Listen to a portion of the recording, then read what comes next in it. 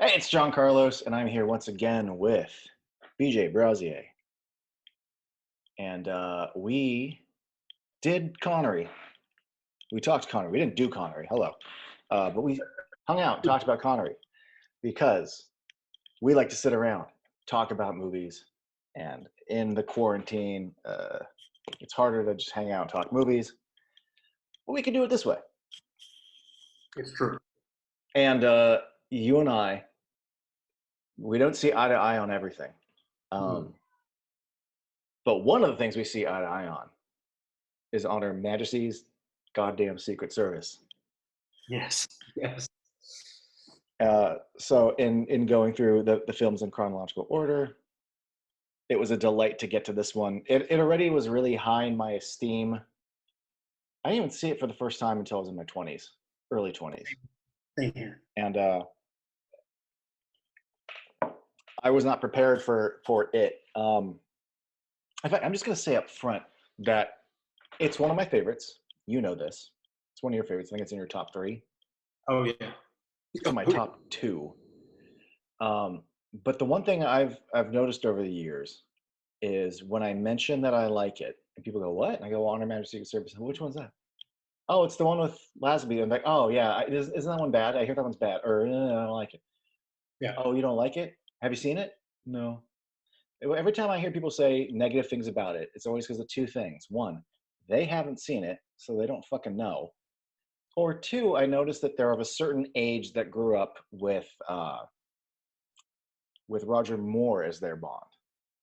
I don't hear about it as much from Connery people because it was still part of the '60s. But if Right. if your Bond was Roger Moore and a car that could turn into a submarine and he went to space, and chances are, stereotypically speaking, you probably don't like this movie.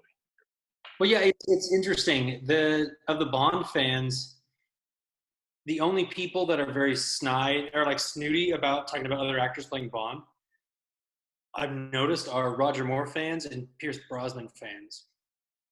For some reason, to them, there was no other Bond other than those two guys. You know, there's Roger Moore people and Pierce Brosnan people, and then there's everybody else. Because I know people that are like, oh yeah, I get. You know, there's also there's the middle of the road people that are like, yeah, I mean, it's fun. But and I used to be more of a middle of the road person, and the older I get, the less I'm a middle of a road person.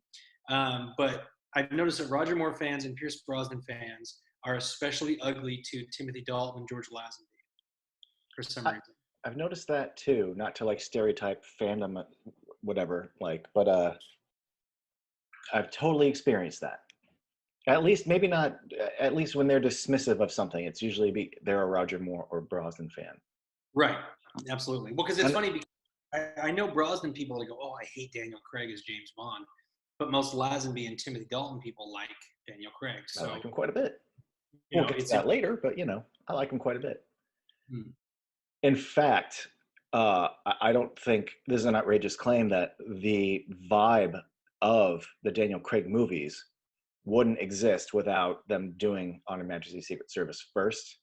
In fact, Absolutely. I would argue that the producers have held that movie in their, like, this is what we are trying to ape to a certain degree. Well, and it's also it's interesting because in the last Bond movie, a lot of the musical themes and character themes are all from On Her Majesty's Secret Service. And Blofeld appeared for the first time in the new Daniel Craig Bond films in the last Bond. And he falls in love in Spectre.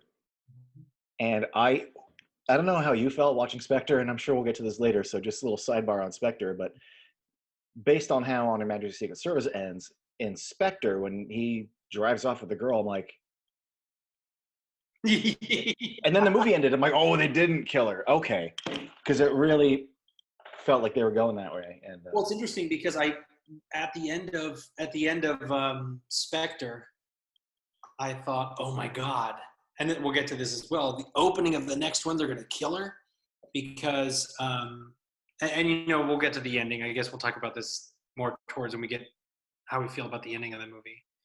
But the original ending of this movie was shot by the director thinking that he was going to direct the next movie.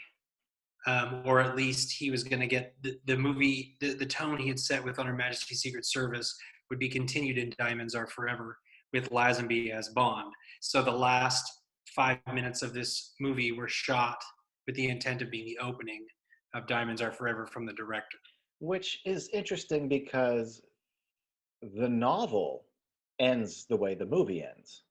So much so that like Lazenby read the novel and was like, "Oh my god," and was like mentally preparing for filming that day. So, I mean, I'm glad it's not the opening because to me, it should be the ending. Like that's one of the things that makes the movie work. I'm not saying every movie needs to be a downer, Right. but I love me a good downer ending, and that's a good gut punch. Yeah, well, the the director, because in the book she dies like that, but he, if you watch any of the making, I believe it's either the documentary that came in like the Bond, the little Bond boxes where all of them, it's either that or a commentary on it. And this is years ago when I saw it. But the director says this is exactly the way the book ends, and here we go. But he's like, my hope was that I'd be getting to do the next one. I And see. And then he would end the movie with them driving off after the wedding, and everybody go, Bond's married, and then at the end it would say James Bond will return. So people would come back to see what happens, and then unexpectedly, because back then it would be a shock in 1960s film, for the heroine from the last film, the love interest, to be murdered in such a way. Also, she was very famous, so at the time, because she was on Avengers, but it's shocking for her to be murdered in that way. So people would think they're getting a similar film in the second on Her Majesty's Secret Service era, and the opening, she died, and then he would go to Vegas, looking to avenge her death against Blofeld, and it was a much more serious, supposedly, version of the script. yeah, and researching little nuggets here and there of trivia and whatnot. One of the things I found was at one point while they're filming this, it was expected that the Man with the Golden Gun was going to be the next one they filmed. Oh, interesting. I don't know at what point that changed or if that's true, but that would have been an interesting way to go. Because yeah, I don't think at that point the director was looking forward to directing The Man with the Golden Gun next. But either way, you're following up the movie with Bond not having a wife, no matter what movie or no matter what book you pick to adapt. Absolutely, yeah, yeah. I think that was probably one of the bonuses of the Cubby Broccoli and all those guys, that they were like, hey, it's a great story, it's a great love story, and he gets married and blah blah blah, and he finds a woman that's his equal, and then we'll kill her in the end because that's what happens in the book. So we don't have to worry about her character in the next movie. But there are lead, from other movies like in Diamonds Are Forever, he's after Blofeld for revenge. Right. They don't say for what, but accurate. If you know, then you know. One callback that I like, because there's a pretty goofy callback in For Your Eyes Only. I mean, I like it for continuity's sake, but it just sort of comes out of nowhere and has no point. But I was watching The Spy Who Loved Me, and Triple X, like he's listing off the things he knows about Triple X, and she starts listing off, oh, James Bond this, and then married here, and then what? And like when she mentions his dead wife, like his face drops for a second, and like he doesn't want to talk about it. And I was like, oh, well, there's callback. Yeah, I forgot about that one though. License to Kill has a great callback where he's at a wedding and the wife throws her garter belt at him and he catches it and he just kind of gives her a smirk and he goes, no, I don't think so. And he throws it back to her and she's like, did I say something wrong? And Felix Leiter says, he was married once a long time ago. And you're just like, oh, it's great. That's a good one too. And then it also, it adds another dimension. And License to Kill is also in the vein of On Her Majesty's Secret Service, which we will get to. I think both Dalton movies really follow that style of film intentionally because Timothy Dalton was such a fan of it. But I think, and that's another thing about this movie that's really weird, segueing into the pre-production on it. It seemed like Cubby Broccoli and everybody wanted to get closer to the books. They had done enough of the silly shit with the last couple of Bond movies and said, we want to get to the book. We want to get to the real Bond. So they limited the gadgets, even the car he just drives. He drives his Aston Martin a couple of times, once to the beach. And then when he drives to, a couple of places and then that's it. And then he has a different car during the chases and stuff. But Well, and it's not even him driving. That's right. But he, just the tone of the character and everything, they really wanted to do that style of Bond. And what's interesting is that every you know couple of Bond movies they do that again, where they're trying to want to get more to the dark and more to the, and then they keep slipping into this kind of parody almost with Roger Moore, and then again with Pierce Brosnan, where it goes from being the first couple of films are very serious and a little bit of fun, but we're going, and then they slowly drift into parody of James Bond, and that happens with Moore and with Brosnan. But I think with like Daniel Craig, Timothy Dalton, and starting with Lazenby, it's dead serious and trying to take the book very literally. Dead serious, but and also like you said, no gadgets. There's a lot of like first of all, we don't have uh, M in his office and hey and the initial we do get to Moneypenny and M, but like we don't follow that structure. In fact, the movie opens with an office scene with like Moneypenny and M and I think Q, and they're all just like, "Where the hell's Bond?" And then the movie starts with him away, not on a mission, not doing anything, for a considerable while. And I was then shocked when I rewatched it today. I was shocked with that. I knew the intro of him driving on the beach and all that stuff, but it is hefty comparatively to the other ones. I mean, it completely breaks the formula they've built up to at that point. The opening song doesn't have lyrics, although I read years ago that they originally wrote lyrics to that song, and they just went, you know what? Take lyrics out. That sounds really good. That sounds really good. We don't need lyrics for this. And to this day, I can't find them anywhere, but I would love to hear it. But for the record, before I even ramble on for a moment, one of my favorite Bond songs ever. Mm-hmm. Ever. Yes. I mean, sometimes I'll be doing nothing, and I'll just be in my car, and I'll just start going. It's got a great bass line, and the horns come in. Oh, it's so good, and it makes for great chase music. Yeah. Oh, yeah. Sure does. The cover of one of your copies of it that's part of the intro credits, and it has the one sitting there with the silhouettes in front of the British flag.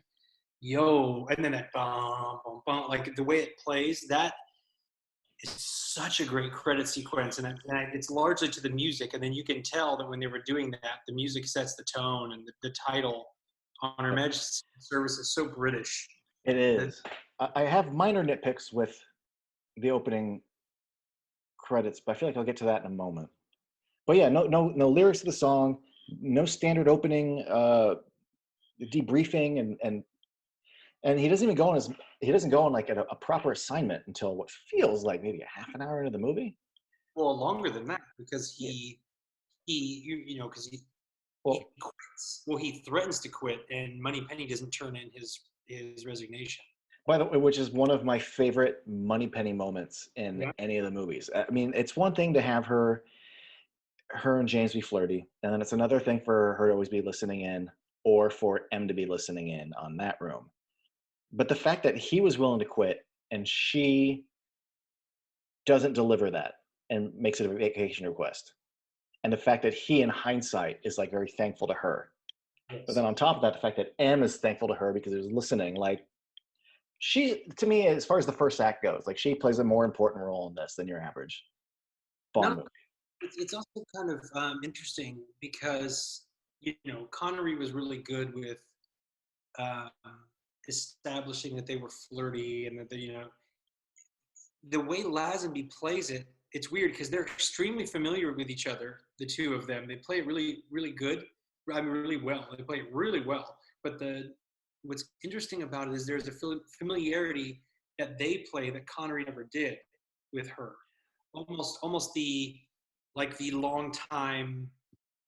We're flirty and everything, but this is like Batgirl and Robin. It's this concern, this older sister kind of concern, or brotherly, familiar. It's interesting. It's like when you've had a crush since 8th grade, and then 10 years later you guys are really good friends, and that was there, but now it's evolved into this friendship. It's interesting. They play. it's funny you mentioned that because the one thing I noticed was that when he walks into the office for his eventual office scene, which is um, he gets up right behind. He either like slaps her on the ass or he like grabs her on the ass. But I was like, whoa, that's different.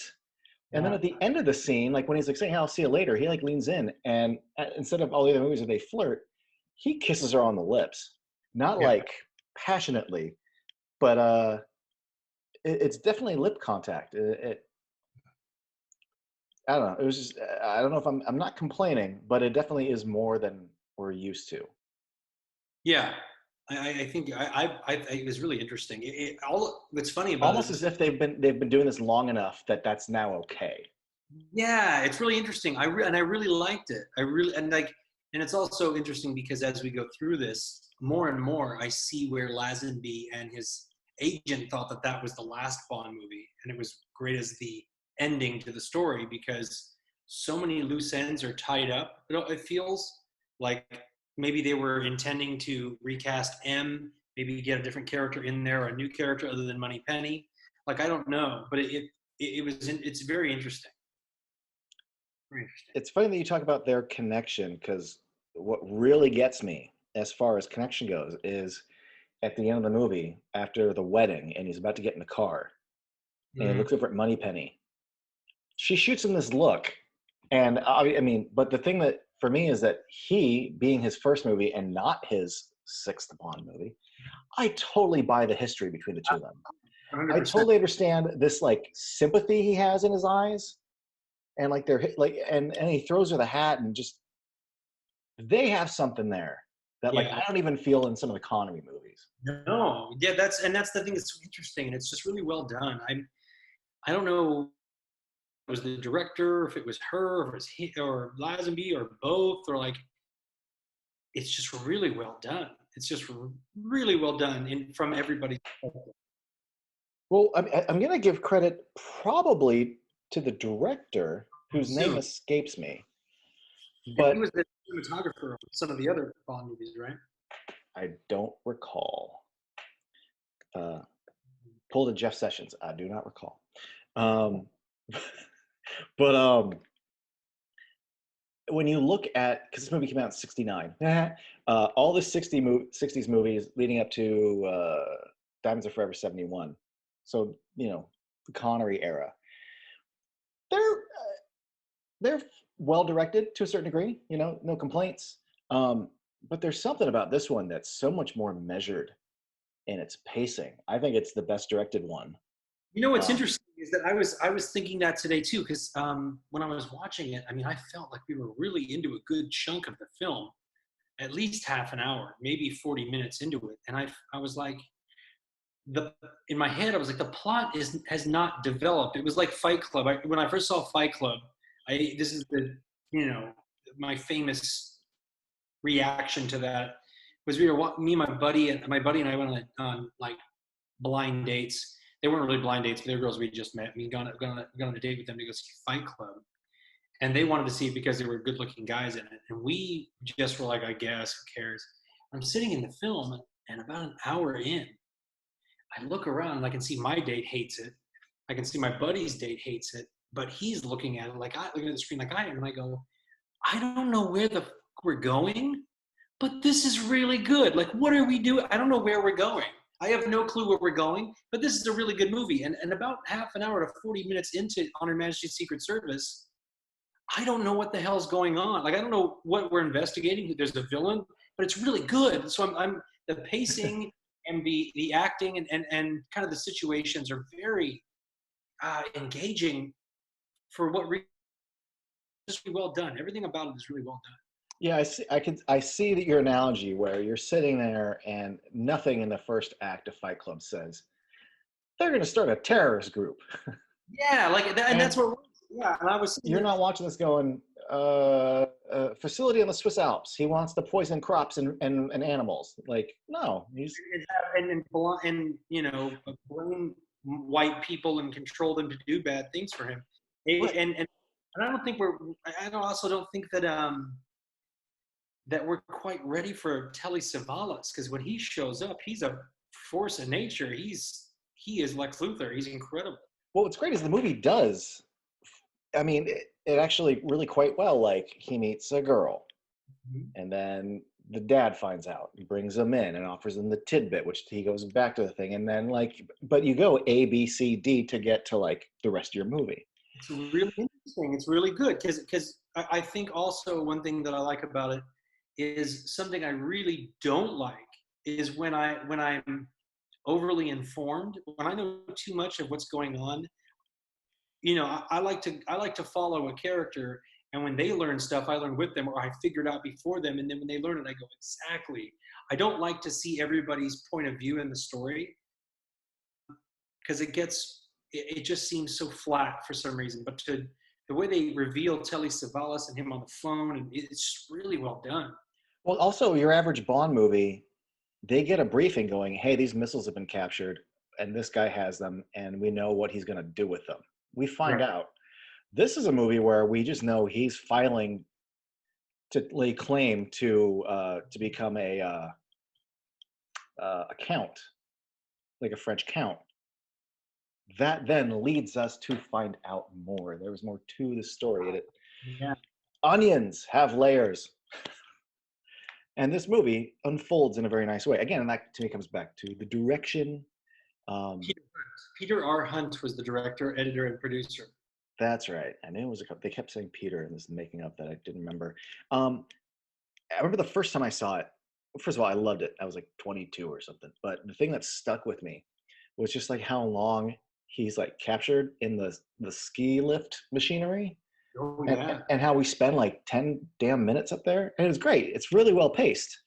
Yeah, and But I all also these years later, I would argue that the whole movie, I mean, that's indicative of the whole movie as far as like there's a lot of scenes like for towards the end when Tracy's been captured and she's back at the compound with Telly Savalas and just like the two of them talking for like 5 minutes. And it's great. When he well, first unveils to Bond, like, "I know who you are," there's yes. a lot of really well paced, like measured scenes. There's a lot of watching it again today. I got to really kind of nitpick and appreciate the choices of when the camera moved in and out of a scene and why it did. And there's a lot of really smart, almost like Spielbergian uses of like camera pulls to reveal stuff. It's really tightly Yeah, edited. Like the action so great. Well, holds, the action holds up for a movie came out in '69. It oh, yeah. still holds up now. I don't like that they speed up the film, but other than that, the fight sequences in it, the opening one, not the opening one on the beach, but the one in Tracy's room where Bond goes into her Oh room, yeah.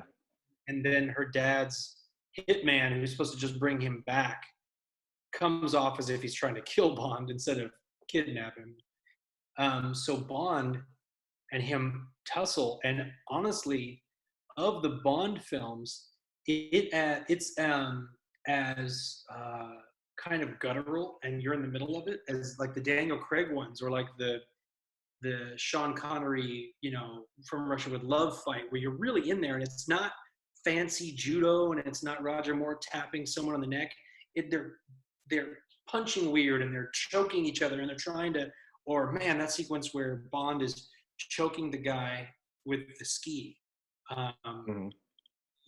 like I was like, I don't remember this, but it's funny because watching this movie, like you said, in your early 20s, you saw it. Me as well, because I'd seen. I remember a little bit of the bobsled from being a kid, but that's it. And my dad used to go, "Oh, this great scene with the bobsled." Um, so I remember seeing some of the rear projection shots from the bobsled. But when I basically I opened Entertainment Weekly, and there was a whole thing on Bond, and they were ranking the Bonds, and and I was sitting there like, I don't really agree with some of this, and then I was like, okay, and they gave Roger Moore a little more credit than I think he deserved, but I still think he was closer to the bottom.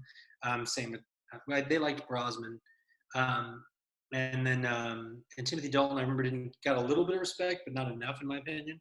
And then they said that the best Bond film, #1, was on Her Majesty's Secret Service, and I saw that and I go, shut up. He only did one, so he shouldn't count.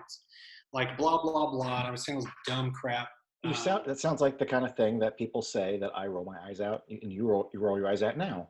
Hmm. Right. Yeah. No. And then so when I read the description, they're talking about how great it is, and how they had, the reviewer from Entertainment Weekly had just a very unpopular opinion that On Her Majesty's Secret Service is the best Bond film. And I was like, okay, great, whatever, I'll watch it. And I bought the little, red and gold box, and copper box, the box sets that they had. And I got one that had On Her Majesty's Secret Service. I made sure to get ones that had the Dalton movies in it because I wanted those for sure. And I had those on video cassette, but I wanted the DVD. And I got one that had On Her Majesty's Secret Service. And I was like, oh, cool. I was going to watch this one anyways. And I watched it. And even because I felt like they were trying to, hide Bond. And, in that beginning part, he's riding in the car. But then when he pulls up and he goes, I'm Bond, James Bond, I was like, oh my God. Because in my head, I just went, that's him from the book. Because, if you look at Ian Fleming's original drawings of Bond and stuff, he's much more in line with what George Lazenby looks like. His visual appearance is much more of James Bond the way Lazenby described him and drew him. And I watched the movie, and my mom was like, so what'd you think of, Majesty's? And I was like this, I really hate that these people are right. Like I was so pissed about it. And I was pissed that, because I'm pissed, that I would say something as stupid as he only did one, so he doesn't count. And B, would I ever say that about Batman? Would I watch Batman Begins and go, oh, Christian Bale doesn't count because I did one? No. Would I discount Batman Forever because Val Kilmer? Yeah, and Kilmer, did a really great job. So it's one of those things where I would never do that with other movie series that I love. And so I was like, oh, damn, so I'm a jerk. And then I was pissed because I was like, we didn't get any more with this guy? Like, because I'm already mad enough when I got 2 Timothy Daltons, but I'm really mad that we only got 1 Lazenby. So that's... And it's worth noting, and we can maybe get into this more later, that he was not an actor when he did this. There's a huge story about how he got this part. But what frustrates me is that if he'd kept doing more, he just would have got better.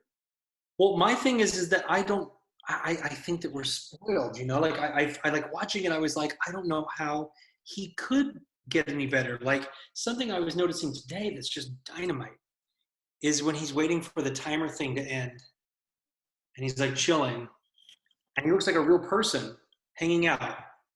He doesn't look like an actor doing the thing.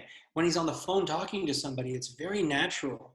Like there's a line in The Rocketeer, it's a Timothy Dalton movie. Dalton. And the line is acting like you're not acting. And I feel like something in Lazenby just knew that because he doesn't act. He just is. And that's kind of it's funny because I've always felt that way about Dalton until you find out that Dalton is nothing like James Bond.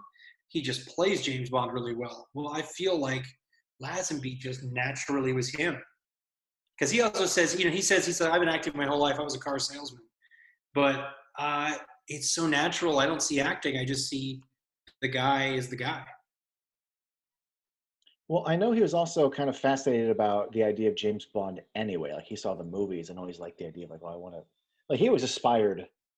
Right. When he was a car mechanic, I aspired to be a car salesman. He was a car salesman, someone said he should be a model. And then when he was a model, someone's like, everybody, like he's always, it's a fascinating story behind the guy about having the balls to just go for it. And I think he sort of brings, I kind of lost it, but I had a point in the beginning. But he definitely has presence that to me is undeniable. I forgot my main point, but I'll go with this other point, which is that like there's scenes with Connery where even when I like him, I'll admit he's a little cocky. Yeah. And I say that in a negative way. But there is a confidence that he brings to every scene he's in, even if he's just listening to someone. Like I believe this guy has the experience behind him as an agent. I also believe that he knows when he's screwed, when he doesn't know everything. Yeah. Even when he jokes, it doesn't feel like it's broad or for the camera because he's trying to amuse either the audience or like, tee-hee, money penny, I made a pun. When I hear him make a joke, it's for himself. At least that's the way I see it. Well, yeah, when he's talking to the female henchman to Blofeld, and he, talks about her family lineage based on her name, and that they are. I think he said something like naval people. She Mhm. goes, "What does that mean?" He goes, "Oh no, it's not too bad. It's ones whose bodies sag like the sails of a naval ship." And I was like this, but he says it so under his breath, like because one thing that I loathe about Pierce Brosnan is his inability to not make sexual puns about everybody he meets and the way he delivers it. Like in World Is Not Enough, which is another sequel to On Her Majesty's Secret Service. Um, while I feel that movie is vastly underrated, there is a moment in the beginning when he says to a fully bosomed woman, she goes, "Here, let's figures." He says, "I'm sure they're perfectly rounded." And I was just like, I want to punch you in the face. I don't get that with Lazenby. Everything he says is very witty and Yeah. under his breath, and it's not because he's not saying it like I'm in on the joke to the audience. He's just a witty smart Yeah, aleck. he's amusing himself. I love it. He throws that dude that's in Tracy's hotel room. He throws him through this like sort of gate looking thing, That and then lands on he looks at his crap. body and he goes, "Gate crasher." Yeah, oh, I love it. But yeah, there's a few. Although the one that doesn't feel like it's to himself, and I think it's my favorite one, is when that dude in the ski chase falls into the snowblower. He gets all cut up, and all the red snow comes out, and he just yells out to Tracy, "He had guts." Yeah, he had guts. Yeah, I think my favorite one is the one they use twice, where he gets off the helicopter and he says, "I loathe guns." And then with his fake accent, and then when he's coming back firing and he sees that person, he goes, "I simply loathe guns." He's just Yep. taking people, and him sliding on his chest. Oh my god. Probably my favorite shot of the movie. Well, because not only that, but also I like when he's going through, and here's some of the subtle differences that make him more in line with the book and more in line with what I want in my Bonds. Okay, so when he comes in with the machine gun, like into in the Alps, hideout, something I like about him is he's not dressed in a way that's wink, wink, nudge, nudge at the audience. It's not something in a tuxedo. It's not something silly. He's going in and looking around almost like he's Ethan Hunt. Like it has that vibe to it. Like he is a secret agent going in, bum rushing the place. He knows proper form and how to look around.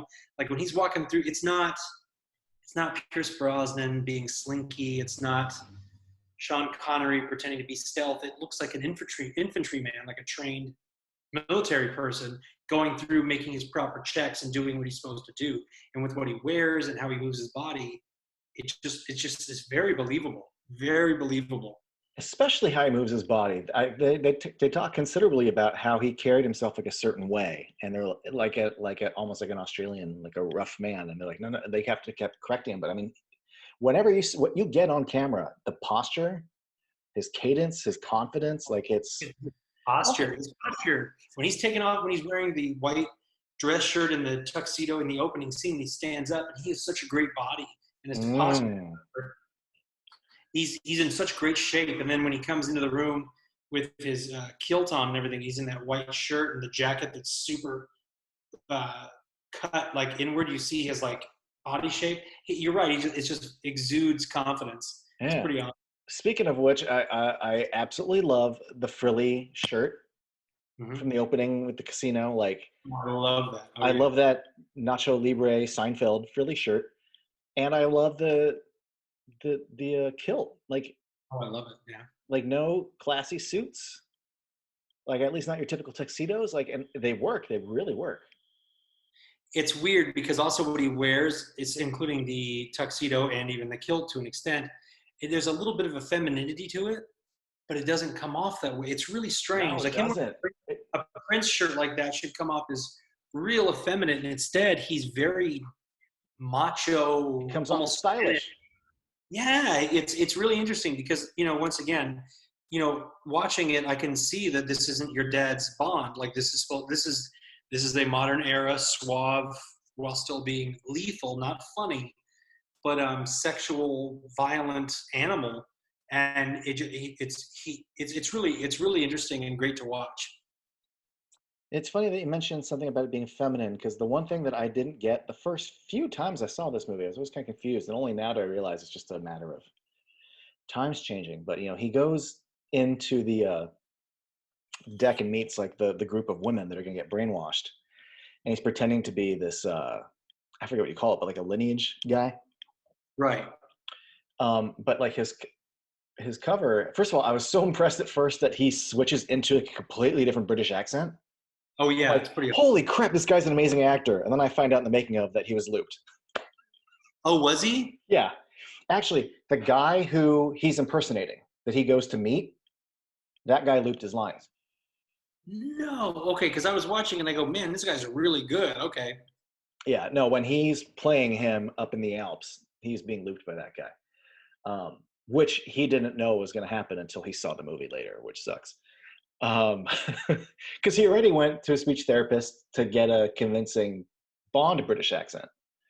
Um, but he goes up there, and it's funny to me that like they're all like, "Oh, tell us about what you do," and he just drones on and on and on and on about it during dinner and all that.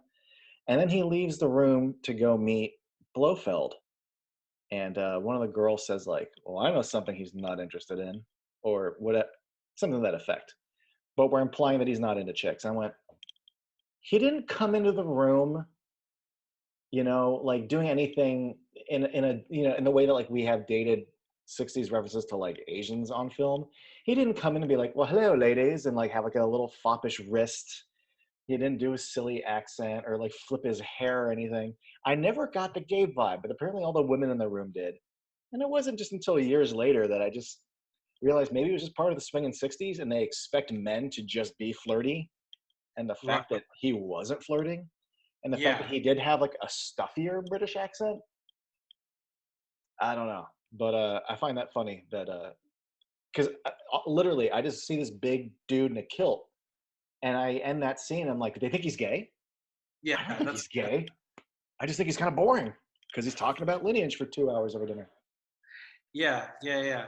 It's interesting. I don't know because she said that also Like, when he goes to the first girl's room. She says, "I didn't think you were into girls" or something like that. And it's like, okay. yeah, and then the second girl says that too. And I find it funny. I'm like, well, you did write your room number on his leg, so you didn't totally think he was gay. Yeah. Yeah. It's Unless she's interesting. thinking like, well, we'll find out. Yeah. If he shows up, then I'll know. Yeah. Um, that girl's great, by the way. It's a small part, but she's a real hoot. With the curly hair. Yeah. Yeah. Yeah, she's a little spitfire. I love when Yeah. he drops his kilt and she lets out this huge giggle and True. she's like, "It's true." There's Um, nothing overtly. Maybe it's because I've been watching a bunch of Roger Moore movies where the women just by default are like automatically lustful for him for no reason because they've just met him. But the fact that she isn't lusty, but she's just sort of playful. Like she sees his dick and she makes a joke about it, and she's kind of laughy. Like she's just sort of yeah. silly. She's free. It's the '60s, and I just appreciate she it sticks in your head. Well, it's funny. Speaking of casting and all that type of stuff, to go over to the villain, Mm, um, on Telly Savalas again, so he good. smokes his cigarette like this, and he waves it at people like a wand, and then he like. There's nothing more pimp than him smoking that cigarette. And there's something else he does. I can't recall. I today I was going to make a note of it and I forgot about it. But there's something else he does where he holds something different, and he holds his cigarette like this and talks to people like he's holding a baton, and then he smokes it like this. The only time he holds it like this is when he's holding a glass. He puts it down, and then he goes like this and flips it back into this, and then smokes his cigarette like it's really really I don't know, like there's something badass about it. He to me Really, is the most fleshed out, and even though he's not the most extravagant, right. but he's more dialed in, and to me has a lot more going on for not being as showy. Well, And there's also, little choices like that that are great. yeah. Well, I like when he talks to Bond. He talks to him like he's in on the joke now. Like I know who you are, and I know what you represent. So I'm just going to tell you what I'm going to do, and you're going to follow through, and that's the way it's going to be, and that's what you're going to do. And then also in the same thing, and it's believable that he he gets into Tracy. And I love when he says, I can make you a count, even though he's trying to get, what's left of this person's, financial, like leftovers from his family members. So he's saying he's the lineage of this family, and he's a count. Because I can make you a countess. And she goes, I already am a countess. And I was like, this is awesome. He plays it being smart aleck, ego, bad guy, telling Bond, I know who you are, and it is what it is, to being in love with Tracy and her denying it, which I think is really cool. Yeah, It's all believable. Oh, totally believable. I believe, even compared to Bond, I feel like he's the smartest guy in the room when he shows up. He's not crazy. It's one of those things where he's crazy, not stupid, and that is really well done, because so many of these movies are like, I'm going to tell you over the Dr. Evil thing, where I'm going to tell you my plan over the pool of sharks. That's not Telly Savalas. Telly Savalas, he looks like a goon. Like he's a badass. He'll kill you, and he'll tell you how he's going to do it, and it's not, oh my God, here we go again. It's very intense. And he doesn't have like a scar or any extremities to like make you buy into it. He just sort of sells it. But he also exudes like a kind of a cool vibe too. Like he's sort of very aware of himself. It's not a very jokey part, but he does have a sense of humor about him. He's very aware of who he is. It's a Blofeld that realizes, I'm the bad guy, and being the bad guy, I'm going to do the bad guy things, and you're going to bow to my demands because this plan is so good. That's the way it's going to be. It's not some. It's a weird, very interesting terrorist mentality. It's very ego, and that's the thing too, is that when him and Bond are on the screen together, Lazenby is so good with he knows he's James Bond. He's aware that he kills people and he sleeps with people. He's very aware. And Telly Savalas is very aware of who he is and how he's going to be the immovable object that Bond is racing for. And I just, it's so good. Like those conversations are so good, and that's all in the casting. Well, also the conversation where he's like, I know who you are, and here's my plan. There are slight moments in this movie where Lazenby to me isn't like 100%. I'd say like for the course of the movie, he's about 80% really got it. But that scene, there's just something not fully connected when he's not talking, but I also justify it, or maybe it's part of the performance, I'm not sure, but when he's listening, I almost feel like Bond's realizing I am slightly at a disadvantage here. Like, you don't see that with a lot of Bond movies, but there are a few times in this movie where you see Bond as vulnerable. So even when Telly's owning him, Bond's playing it in a slight way where it's like, I'm getting owned. Even to the point where when Telly says like, I'm gonna poison these crops, I'm gonna do that, and then eventually Bond goes, what? And then you're gonna kill off the human race? And Telly's like, well, do you think the UN's gonna let it get to that?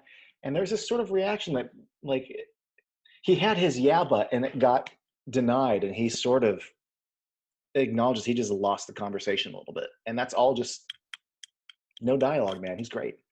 Well, that goes towards also one of my favorite shots in the film, and it's the director and cinematographer, editor, and in addition to Lazenby, but Lazenby has these moments where you can see who he is by the way he's looking at him, because he has a bit of a smart ass like, so this is when you're going to say the dumb thing, or and in that moment he has some facial expressions where it's just like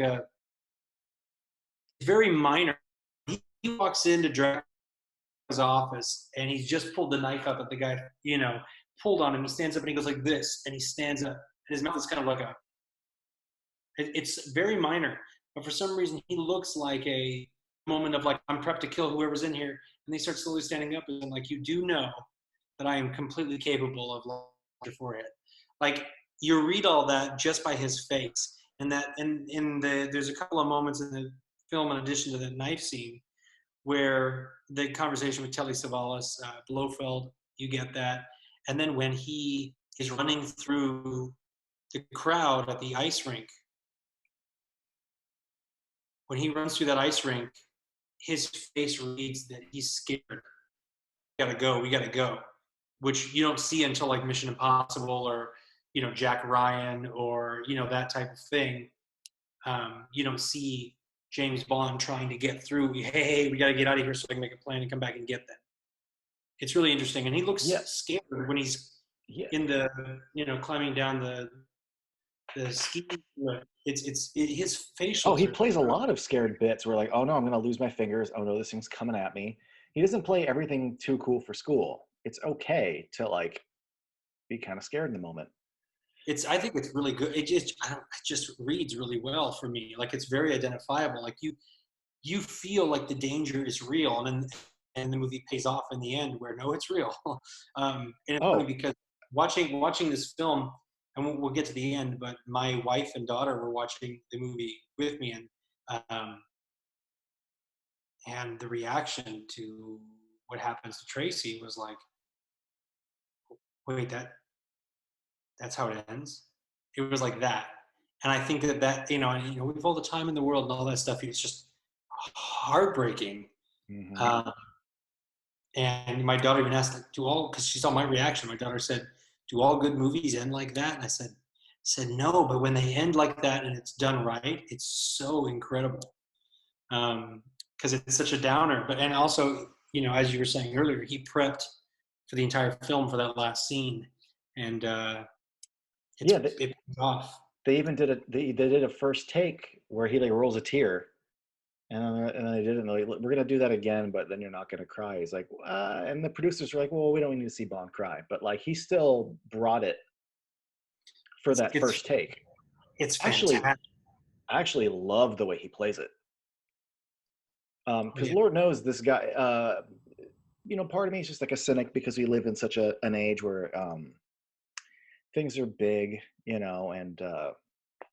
if this had been made by certain directors, certain producers, there would have been like a no moment. And the fact that he instantly recognizes what happens and he doesn't even like, she slumps into his lap and he just immediately accepts it because this guy's seen death. This guy has brought death. But the fact that it's so private and that we don't even get like a close-up of his face, we get profile and then it's such a private, even when the cop shows up and the way he speaks to him.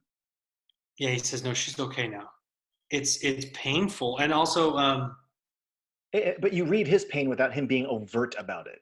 Oh yeah, no, it's very well done. And just, that's what I'm saying. Is like also because like when I see it, I remember the first time I saw it, I go, oh my God, she was his ticket out. Mm-hmm. And now that they've taken this from him, it really introduces that Bond that we see in, License to Kill, that Bond we see, in,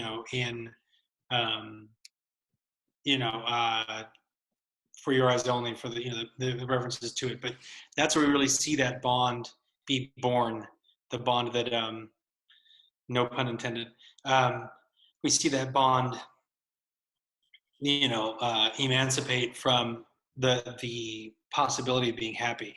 And it's really rough and really well done. But it's all in Lazenby and the editor. Yeah, it's a pure, I remember, like, as far as good gut punches go, it's one of my favorite, just kick to the nuts, emotional kind of ending. One of the little things that really got me when I saw it the second to last time I watched it a couple weeks ago, when he sees her for the second time, they're playing Baccarat, and she can't afford to, he covers her, and then they're talking shortly after, and he's like, hey, do me a favor, like, play it safe and just start on 5 next time. And she says, people who want to stay alive, play it safe. And I was like, oh. Yeah. Because Bond is not the safest bet for his line of work. And by you like connecting yourself to him, you are no longer going to stay alive. And I Yeah. don't know if that was intended in the movie. I had to have been intended, but I mean, Well, that line hits me like a ton of bricks now when I watch it.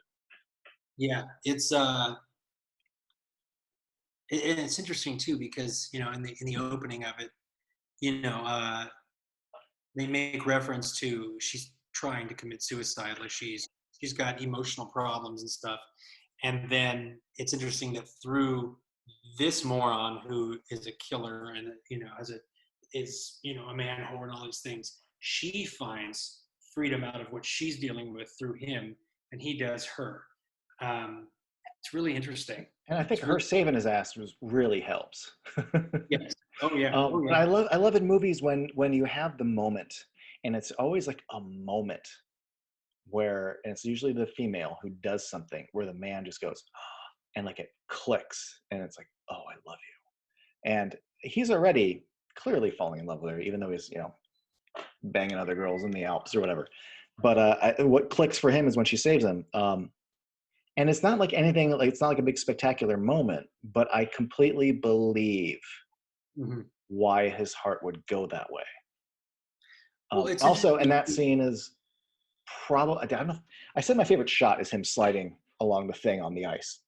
But Right. my favorite scene of all the scenes is, and we already talked about this a little bit earlier, when he is fleeing and he's at the fair and he can't find um, like a way out, and he's going across the ice skating rink and he's playing it scared. He almost, doesn't it almost feel like he's about to have like a panic attack? Oh, it looks like it. Oh, it feels Yeah. like it for sure. So And then when he's cornered. He's yeah, sitting down and like he's lifting up his collar, like, you know what? I'm fucked here. I think I'm about to die. I think yeah, I'm just gonna sit here and wait for these guys to fucking catch me because I can't get out of here. I don't have a way out. And then she shows up. Thank God, like her dad told her where he was. But like she is like we're just missing the spotlight and like the choir singing. well, But it's funny but Diana because Rigg's fucking face. she's also She sits down. Are, I are, mean, are, are we in trouble? Like, yeah, I'm in trouble. Like, do you have a car? Yeah. Like, she reads. Like, do we need to go? yeah, it's and once again, the casting again I think is just nailed with her because she's also breathtakingly beautiful. So every time she's revealed, it's the way they edited it, the way they shot it, the way they lit it, what she's wearing, what she looks like. It's always a the clouds part moment without it being cheesy or them doing anything nonsense like that. But every time she shows up, even when she's gambling and everything, and his face too, and he's very stoic, but his eyes, every time he sees her, when she says, "Are you in trouble?" Like I don't know, it's pretty awesome. I just think the casting on this is incredible. Yeah, I, I think she's my favorite Bond girl. Oh yeah, As far as the pure character, like, you can't. Well, first of all, she's one of the only ones, I think the only one to truly save him. I know at the end of Thunderball, what's her nuts shoots the guy in the back, but this is like the first but thing is where that really like, for her or is it for him?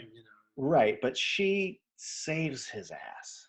And I love that. But also, I mean, she has her own confidence that I adore. I love after the Baccarat game where they're Mm-hmm. talking, and technically, like he dropped like 200 something to bail her out, but she just stops the conversation, gets up, drops her room key, and goes like, "I'll see you. Just come to my room later." And again, it's not like, "Oh, Bond, he's so handsome. Like, how's it going, James?" She's got her own shit. She's kind of like owning her own sexuality and be like, "You're gonna come fuck me later. Here's my room." Yeah, it was. Like, It's very strong, and she's just so sexy, and it's really good. Like it's just I don't know what to say other than how it's even when cast. he comes back to his room and she's like, "Hey, I actually came to your room. Tee hee, aren't I clever?" And it becomes this confusion thing with the gun, and he slaps her around, and that's not really great. But when they go outside and they're laying down, he can tell that there's something wrong with her. Um, and she mentions, like, he tells her to put, first of all, he tells her to put on her clothes. In the Roger Moore movie, he just would start kissing her. So I already dig the fact that he's not immediately a perv in this movie. Yeah. But when he goes outside and she mentions, like, I still pay my debts. And then she grabs his face and goes for the kiss. I'm like, I fucking like this Bond girl a lot. Because she never feels dim-witted or feels like the girl. Like, she has her own story. And then She's the fact that she's leading him on, she even says, like, think of me as something you bought or a woman you bought. Because in theory, he paid the 200,000, whatever. But then the next morning, she leaves him the 200,000 bucks. It was like, no, like, I had the money. Like, I just want to bang you. Mm-hmm. I respect that. That's awesome. And she's got a vibe, and I really dig it. And that's completely what I have no doubt after every scene I've seen her in, why he would not only be in love with her, not only want to marry her, but like he lays out. It's one of my favorite little lines in the movie. I even wrote it down. Like, an agent shouldn't be concerned about anything but himself. And she's like, she takes that to mean like, oh, then we can't work out because I'm going to stay an agent. He's like, no. Like, I care too much about you to care about myself anymore. I'm going to quit being a 00 for you. And I completely buy it. Yeah, it's something it's very, very different and very special. I don't know. It just really works for me. It really works for me, and it's a movie where you could say that the Bond tropes happen. You know, he means the hot girl. He sleeps There's a with the few hot of them. girl, and he There's a sleeps with a few. bunch of hot girls, and then they get back together. But then he's in love, and so he's going to end up, with this girl. But none of these feel like tropes in this. Everything naturally happens. She's a complicated character. When she keeps showing up, I don't feel like this is stupid. She has a wit about her too. She saves Yeah, him, she's and really. they get in the car and they're driving away, and he looks behind for the goons, and he's like, no sign of them yet. And she's like, or someone saying thank you. And I'm like, nice. I will admit one thing that I don't think is handled clearly enough is, like, I still watch the opening scene and I go, what the hell is Tracy exactly going through here? Because at first I'm like, oh, she's jumping in the water to kill herself, I guess. She's really in a hurry to do it, apparently, on the road. But then he goes out to her and she just goes like, ah. I went, well, okay, wait, huh? And then she's asleep, she's knocked out. Yeah. And Tracy was watching it with me, and she was like, is she like a narcoleptic? Like, what happened? And I go, I don't totally know. She didn't go out into the water, take a nap. I mean, I'm being too literal here, but even as a means of killing yourself, like if there's a guy comes up to you and you just pass out, I mean, it's more for him to carry a girl than for a fight to happen. And she drives away to what? Gamble more? So she clearly wasn't suicidal. So what is she doing out there aside from just being a prop for an opening scene? And then her dad reveals that, like, well, she did get married and her husband killed himself and his mistress. I don't know. It's a weird opening. There's little things in this movie that I'm not thrilled with. I don't like that he's slapping Moneypenny on the ass. I think the opening is a bit hazy. I don't mind the fourth wall break with this never happened to the other fellow. Oh, I I think love it's that. funny. But yeah, there's just little itty bitty things, and they're so minor, and that's one of them. Yeah, they're very. The opening. In fact, her opening scene up until like her getting slapped in the face, I'm not really thrilled with that. But then her character kind of comes into focus. It takes the movie a scene or two to really get it. But boy, do they get it. Well, talking about the slap in the face. Now she gets smacked twice in this movie. Yeah, and the second one sucks. The second one's terrible. The second one's terrible. Wait, does she get punched in the face? Her dad punches her in the face. Yeah. Yeah, that one didn't age well. But then it was a different time back then. It was a different time. It's awful. When she pulls my thing is that when Bond smacked her, usually I remember watching it and going, ooh. But now I'm kind of like, listen, we were supposed to go to your room. I go to your room and there's some dude with a knife who tries to kill me. And not only kill me, but really kill me. And it took a lot to get out of that. I come to my room, you're here in your underwear, and you pull a gun on me. Oh, I get why he's slapping her. He goes, bam! I was like, when he grabs her hand, like it looks like it hurts when she has the gun. And then when he smacks her, my first thought was like, you smacked her? How dare you? And then I thought, She pulled a gun on him after, so, and it's confusion because she doesn't know that happened in her room, but he does. So he's Right. thinking one thing, she's thinking another, and then so she's trying to be playful with him and pulls a gun on him, being playful, and he's like, "Hey, I'm not in that mood," because he doesn't know she's being playful. It's really interesting. So Yeah, I'm not saying she gets slapped for no reason, but I will admit that he plays the anger and confusion of it really well. As far as, wait, what's happening? Why are you here? Why are you going? Huh? Although I do love her reaction when he's got her arm and she's like, "You're hurting me," and like she's irked by it. yeah, She's great, even in a moment like that. She is great. Um, Another minor thing, if we're going to be nitpicky, which I don't really even care that much about this, but watching these in order, seeing in You Only Live Twice, seeing Blofeld meet Bond. This has been like a nerd debate on Bond for years, but the fact that the following movie, Blofeld doesn't recognize Bond, yeah, is slightly jarring. And I've heard two different things on this. One was that there was at one point talk of doing a scene towards the beginning where like Bond would get a facial transplant and come out looking like Lazenby. So that's why Blofeld wouldn't recognize him. But that scene was cut. But the scene that they're in didn't change. The other thing that I heard was that originally, after Thunderball, they had intentions of doing On Her Majesty's Secret Service next. And then they ended up doing You Only Live Twice next. And Roald Dahl changed so much of it that he's like, no, I really want Bond to meet Blofeld in this. right, But then they kept the general story of On Her Majesty's Secret Service like a year later, and they didn't really change anything. right.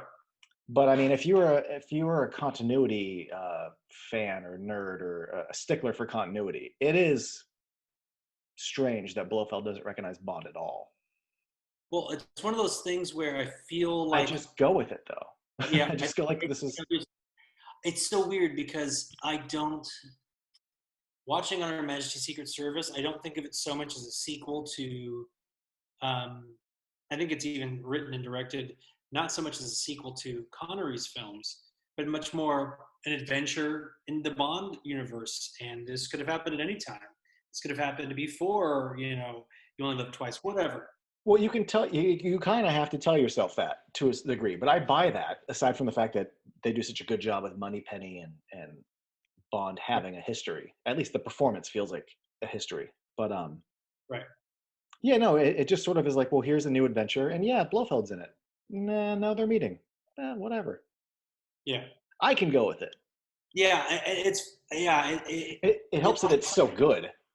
If it was Yeah. bad, I'd have a harder time. Yeah. And also, I would want to see this Bond and this Blofeld meet. And I like the way they meet in this. I like how it's, I'm onto you. I know who you are. Here we go. I do dig that. And I think that maybe they did too. And they were just like, you know what? It's a different Bond. And also, you only live twice while having a great intro. And we talked about this. The silliness is abound in that. So Oh yeah. it's almost like this is like,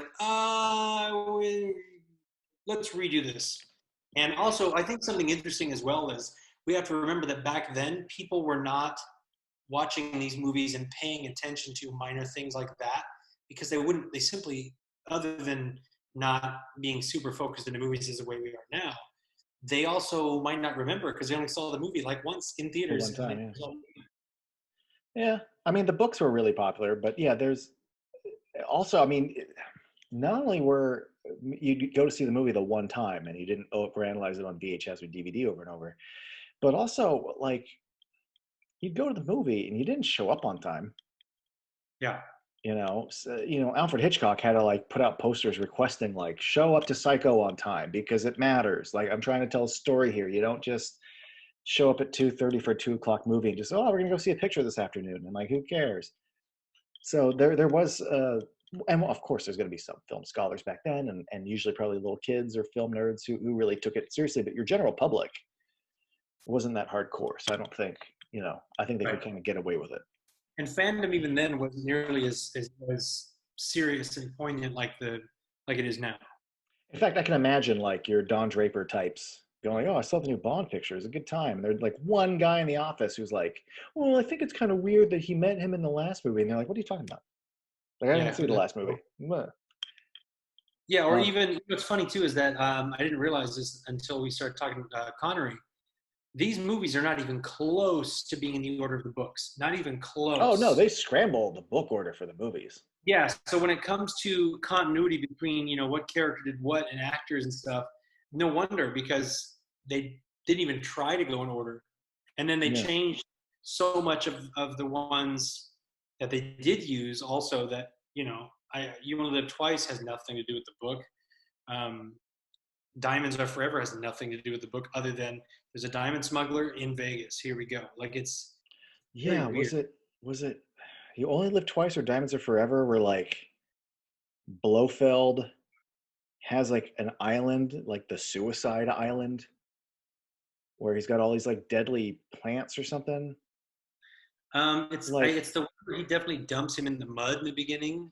So is that yeah, yeah, that's Diamonds Are Forever. yeah. Yeah, I mean the book's got I've only read a handful of them, but the handfuls that I've read, there's definitely some differences. Um, yeah, another little thing I like about this movie, it's really minor, but it's just I mean, I like Spectre. I think it's fun to have them as an organization. It's very Connery, it's very 60s, it's very fun. I just like having Blofeld operating as just like an independent agent in this story. I love not having the council room and not having. I think he only handles the cat like for like one little scene, and he throws it later. But it isn't. It isn't this, and it isn't button pushing, and it. And I know we've already talked about Telly, but I mean, he brings so much of like himself. Just the cadence of his voice Oh yeah, works for the part so well. Yeah. Um, he's also he's and like I said, and we already said this, but the way he holds a cigarette, the way he talks, the way he sits in his chair, it's very intimidating, top to bottom. He's very intimidating. Where the other versions of Blofeld have never intimidated me. I always thought they were silly, and the suits they wore and stuff. And in this, he's very intimidating. yeah, it's just a more real, a more grounded, a more true version of the idea of that character, and I just Yeah, prefer that. Even though I do think uh, Donald Pleasance brought something really cool to that part. It was just a little manic and a little intense, but I mean, as far as sheer amount of screen time that Donald Pleasance had versus like Telly Savalas, it's funny that like I think Austin Powers has to do with this. That when we think of Blofeld culturally, we think of Donald Pleasance and the scar. And when you buy the pop of Blofeld, it has a scar. But like, he's got what, like 5 or 10 minutes of screen time in that movie? right, right. Yeah. So let me see. Something else that so this is okay. So this is conspiracy theory. We'll get into this. I had to call you earlier when we were talking about doing this today because I noticed some very strange things where I feel that, and it was just, I noticed two things, but now I want to go back and look for this. But I feel like this movie may have been very influential on George Lucas. Um, because it's it could be completely coincidental. But I'm going to start with the smaller one, but at the end, when Tracy and Bond have just been married, they're driving down the freeway, and this yellow convertible, this like tan yellow convertible, pulls up with kids playing rock and roll music real loud, and they're being obnoxious. And Tracy starts laughing, and she's looking behind, it's like, oh, how much fun that is. And then Bond kind of pulls over a little bit and tells him to pass him. And they pull up next to him, and they're looking at them, and they're looking back and forth, and then they take off, and it's fun, it's cute, and then all the not fun stuff happens. But the scene, the cars, and almost, I mean, it felt shot for shot. I know it's not, but the intro to Indiana Jones and the Kingdom of the Crystal Skull, where the Russian agents are going to Area 51, and the yellow tan car pulls up next to him and is side by side with them and going back and forth, playing all the rock and roll music with the kids out of the.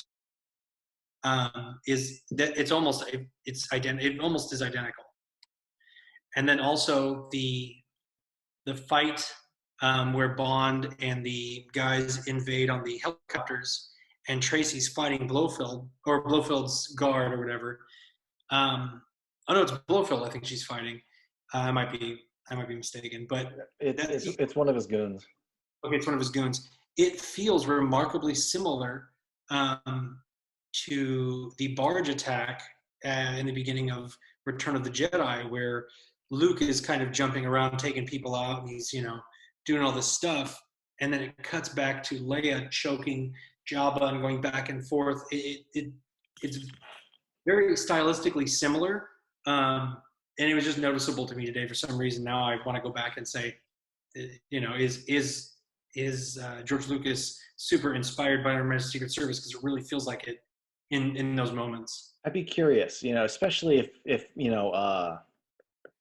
and I have been around LA a bit. When you go to like screenings of movies and you get to, oh, there's gonna be a Q&A with so and so, and someone, to me, like that would be the fun one to ask George. Is like, hey, yeah, I don't know how intentional. I mean, but you do hear. I mean, and you and I have been involved with little productions here and there where you're doing a thing that's meant to be maybe not a reference, but just like it's a riff that you're stealing, and then you're laying things out. You're like, oh, we're doing this shot, or we're doing the thing from this thing, and I could very easily see at a very early point of like, I don't know if it's meant to be a direct reference, but like if they're laying out the Jabba Hutt thing and the sail barge, and it's like, oh yeah, we want to do like the Magic Secret Service thing where we cut back to her doing a thing. Like it's just imprinted on his head.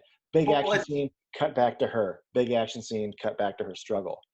Yeah, well, because also it's like the lone gunman fighting all of the bad guys, and those guys helping him, but it's really about him going through the building and taking people out at the same time. She's fighting the bad guy. It's very it's really weird. And then the Indiana Jones one is, I mean, it's such a random. Yeah, but movie, I feel like the fourth movie. So like, it could be. It's one of those things where, like, for Superman, well, that moment in King Kong where they reveal King Kong. I want to do it with a spider that is revealed to Superman, or Will Smith, or whatever it ends up being, or when someone goes, hey, and I've worked in music videos and features and all this stuff. And there, I've had to deal with creatives going, hey, that scene in RoboCop? I want to do that scene in RoboCop where the guy comes through this, or this happens, or that happens. And the Indiana Jones movies are full of that, but they're typically of 1930s and 40s serials. But also, the fourth movie takes place post Area 51 and Eisenhower and that type of stuff. So it might be one of those things that Lucas said, oh, that car that's in, I don't know.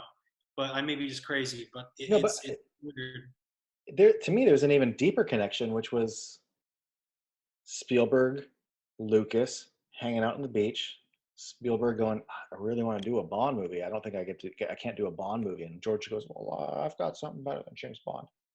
I've got this guy came up with called Indiana Jones, and he travels the world, and he gets the girl, and he goes on adventures and globe trots and does cool stuff. And I've always, in my head, I don't know about you, but I've always put Bond and Indiana Jones in the same thing, because they are both basic hetero male fantasy characters. Yes, absolutely. Well, and also Sean Connery played his father, and to me, that's intentional casting. Yeah, that was intentional, because that's no accident. Yeah, you want to make the Bond reference. So it wouldn't surprise me if they're like, well, that's just a little gag. I wanted to do the Magic Secret Service bit. I thought it would be a fun way to stage it. I wouldn't be surprised. Yeah, that wouldn't surprise me. And and there are all there's. I wrote a script that was being looked at by Warner Brothers years ago, and there's a scene in it that I just like. One of my favorite scenes in movie history is the day the Earth stood still, and when he walks out with the thing, and the army guy gets excited and shoots him in the shoulder, and I want that scene in this movie. It's going to be this character, this is going to be the setting, but that's the scene that we're doing. And what that had to do with my script, it was zero. It's just I loved that sequence and thought it fit really well with what I wanted to do. I mean, so that may have been, like you said, just uses, because they always say like The Dark Knight, Christopher Nolan used to say, oh, well, Dark Knight is just heat. And especially, the opening 10 minutes of that movie are very heat, but the overall, that whole movie is structurally heat. Yeah, and then he also said, they asked him what his look for Batman Begins, like stylistically. He goes Alien 3 and walked away, and I'm like, oh. And then he said it's Alien 3 and Blade Runner. I'm like, Yeah, oh, okay. he even screened Blade Runner for his crew to say like, this is, everyone get ready because this is what we're doing. Yeah, Especially the it's Narrows. Pretty much everything in the Narrows is Blade Runner. Blade Runner. Yeah, and then the coloring on it, they said Alien 3. And I was like, wow, so it's going to be lots of browns and coppers, and it was. And then when he's in the Narrows, it's easily Blade Runner. So he was, yeah, so those type of movies, you know, so I don't know if that's the case or this is intentional, but I saw it today. It's funny you mentioned Chris Nolan because to me, you don't get the climax of Inception without this movie. Because he's talked about that as well. Talked about, has he? Yeah, he's mentioned that on Her Majesty's Secret Service is, you know, because it's clearly, you're totally right, and I'd forgotten that I'd read this, but the base in Inception is based off. It's a compound in a snowy mountain with goons with machine. Oh, you wouldn't have it. You just don't have it without this movie. Well, and speaking and going back to the movie, man, the skiing, like I was watching it, and they shoot one of his skis, and then he just kicks it off and goes down the hill on one ski. It's pretty. It's dynamite. And this is 1969, so there's no CGI, there's no digital. That's a dude riding one ski. Yeah, and there's a lot of rear projection, but in between the rear projection and the actual shots, you see that they got George Lazenby on skis, and they're falling, you know. And there's that. I noticed a lot of the cutaway stuff, so it's almost Hitchcockian, where it's cutting a lot, and they're cutting from, you know, what is George you know, Telly Savalas clearly in front of a rear projection screen, but there's a part where he's got Bond's head close to the walls, and that's just, you know, fake snow on a roller, and they keep putting his head near it, but it's cut so quick that it's almost subliminal, that everything's really happening like you're really there. Like Hitchcock, the knife never appears, you know, and the way it's quickly edited. You're like really there, like, oh my God, like it's the intensity is you're really there. Same thing happens with him in the, you know, like you were mentioning in the crowd at the ice rink. It becomes choppy because it's like he's having a breakdown, and it's really, really amazing. Well, that's, and again, one of the reasons why I think the movie holds up so well is because one, the action is really well staged and shot, but two, it's really well edited and kind of, I don't want to say ahead of its time, but a lot of that editing feels like contemporary style editing now. Well, and definitely. You didn't see it in the earlier Connery movies. No, yeah. In the 70s, there, you know, some of the horror movies and stuff, I feel, and the Hitchcock mentality of not showing everything, but showing things that cause you to see things that aren't there, becomes more prevalent as the Texas Chainsaw Massacre type stuff comes in, and, you know, the Friday the 13th and Halloween, you know, a good 5-6 years after this, where it starts to do the choppy editing in order to make you feel the intensity and the speed of what's going on. This, you know, feels like it was very early on for that. It's funny you mentioned Texas Chainsaw because it's my top 5 horror movies of all time. And one of the things that I love about that movie is the fact that how, in truth, not till you get to, you know, some of the gross stuff later, but like, it's not really that gory. Like almost every death is implied. Same thing with they put a girl on the hook. You don't see the hook go in her. She just acts really good, like it hurts. Like, well, a lot of these deaths aren't that gory. Yeah, it's like it's very much like Alien. You know, the tail comes up and you see the shadow, and then you hear the scream, but everything's edited in a way to where it feels like you're in it, and it's cuts, and it's interesting. And that ski chase is a really great example. Well, first of all, the action alone is great, but one of the things I like about it is that how much he moves the camera and little things. It's funny you mentioned George Lucas because, like, I remember when I was a kid and I was watching like Return of the Jedi, and he was talking about the Death Star trench and the speeder bike chase through Endor Forest. One of the reasons why they work is because things are going so fast, and motion creates suspense, and having the camera following at the same speed as the action. And there's a lot of car stuff in this where the camera isn't locked down watching cars go by or just helicopter stuff, but they're traveling at the same speed as the cars. You're getting a lot of sense of motion behind the activity. Right. And then they get to the ski stuff, and I know they got like some really like a somewhat famous skier, to like hold this camera and go shoot it for us. And the footage he gets is dynamite.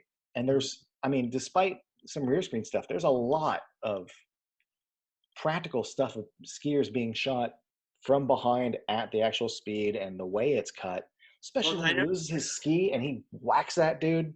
Well, he whacks two dudes, but in some of those shots, there are some that are not rear projector that you see Lazenby's face, like it's him on mhm. certain stuff, and they're actually going down the mountain, and it's really impressive. And the stunts too. I remember just being so shocked. Like, well, first of all, I love when that dummy just falls, and then the camera just stays on it as he's falling Yeah, and falling. I'm it's like, we're not going to cut. We're just going to and thud. then poof, yeah, Yeah. it's But when the yeah, goons are first kind of there's like a kind of a somewhat discernible cliff that they like each jump, and I remember just watching it going like, I love that these are just real. Like that's not a short fall. Like even yeah, just your basic level of stunts, like they didn't pussyfoot around this one. Like effort was yeah, made from the stunting to the action to the editing of the action yeah. and It's and really the editing of everything, the dialogue scenes, the relationship to stuff, even something as stupid as after they capture Tracy from the snow, they cut to Bond back at M's office and he's like looking out the window. And I yeah, didn't need this. It's a little cheesy, but for some reason it works. He's staring out the window. And first of all, I don't need it because his face is already telling me, like, we fucking got Tracy and what the fuck do we do next? But on the window next to him is like oh the yeah, memory of her getting pulled. yeah. It's really interesting. It's a nice way to show like it's still in his mind. It's It's interesting. the Bond movies never get that stylish ever again. Well, I didn't remember that until today, and I went, well, that's interesting. I don't remember that, but It's really cool. it's very effective. It's very artsy, very Lynchian almost. Like Yeah, it's definitely a choice. yeah, because there was work involved in that, and it's very different than anything like you said that ever happens in Bond movies again. Especially, you'd never see a Bond girl be projected on something. You know, you've seen him like in Goldfinger, he's like, oh, I'm bummed out they killed this poor girl. But in this one, like them doing that, it really, Yeah, he's stewing over it. yeah, it's a Well, and lot. that's another thing I like. So, like the movie, the ending, the beginnings and the endings so break formula in that, like he's off hanging out on his own, meets a girl, gets abducted, meets her dad, gets a lead on Blofeld, then brings it to M while he's already on vacation. Yeah, That gets the story going. And I love concurrently at the end, like Blofeld's gonna win. Like he has said, I'm gonna poison all your crops unless you grant me amnesty and make me account. And they're like, well, we're gonna do it. yeah. And Well, Bond's like, wait, what? And yeah, M's like, yeah, and we're not gonna do anything about it. But he's got my girls. I don't care about your life. I love the fact that he partners with a criminal to go get her. Like, hey, bring your criminal, bring like an army. well, and also I mean, when we get to Dalton, we'll get to Dalton, but I am a fan of Bond being willing to quit at a moment's notice if it doesn't suit his Oh yeah. um, intentions. And I love that he considered this my resignation. Resignation from what? On Her Majesty's Secret Service. Like, oh my God, that's incredible. And the fact that when M says no, we're going to give in to the demands. I also like to point out Telly Savalas. We never see a video. He never comes on screen petting Oh yeah. pats. Demanding that the United Nations. No, it's a very somber, very Jack Ryan feeling. So this is what he's asking for. And we're going to give it to him. And Bond is like, were you kidding me? Like, let me go in and do something. And he's like, no. And it's not played up like an 80s. Like in the 80s, this became a trope. Oh Like yeah. Oh, I'm Martin gonna go Riggs. in one man wrecking crew and I'm gonna save her. Yeah. Yeah. Yeah. Schwarzenegger, Martin Riggs, Bruce I'll show you Willis. collateral damage. Yeah. Yeah, exactly. Yeah. And this is just so effortless and very natural. And, there's one moment that I noticed that's very interesting. And this is another weird Bond moment when he's missing her. He's destroying his career by going and saving her. He walks by and he goes, Tracy, go that way. He just keeps going. And she's like, you're not going to kiss the girl you just saved me. And he's like, get out of here. Yeah. Doesn't matter. Like there's also a feel of like, I'm probably not going to survive this. The only reason I'm here is to get you out of here. Get the hell out of here, and I'm going to go kill that guy. Yeah, It and was her really well even when done. the other goons are like, "Hey, are we gonna leave him?" and he's like, "Hey, he knows what time the bombs are going off." Like, Yeah. even the dad like respects that degree. I mean, and I also before she gets punched in the face for it, I do like that she's not willing to leave him behind. I And like like that that her too. dad is. I think they probably, this is 1969. They probably thought, hey, he's got to get her out of there. He's just going to, and people are going to understand. But in modern day, Well, he even says spare the rod after. oh God, I hate that line too. Yeah. I hate, ever since V for Vendetta, I hate that. I want to, people, spare the rod, spoil the child. I kill you. I punch you in the face for that. But, so, nowadays it would be, on Star Trek, it'd be like, shh, Right. get them out It's of there because they're not listening. So I it's a think matter that of knocking them out. Yeah, not it's not an maybe act of I'm not like with justifying it, but there is no malice behind it. yeah, it's interesting because I feel like they, in their heads are like, oh, they're just gonna knock her out. How are you gonna knock her out? I could just punch her in the chin, I guess. And at the time, I don't know, Ugh. it's not acceptable, but it's one of those things Yeah. where they were trying to just, she's not gonna leave. The only way you're gonna get her out of there.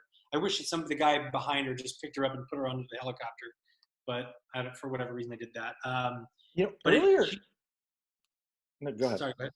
It's just really, like you said, it's really interesting and well done that she's so angry and not going to leave him, um, especially after what they've been through and what she's already done for him. And now he comes to get her. She doesn't even get a chance to touch him. Yeah. She's like, I'm not. I think it's really well done.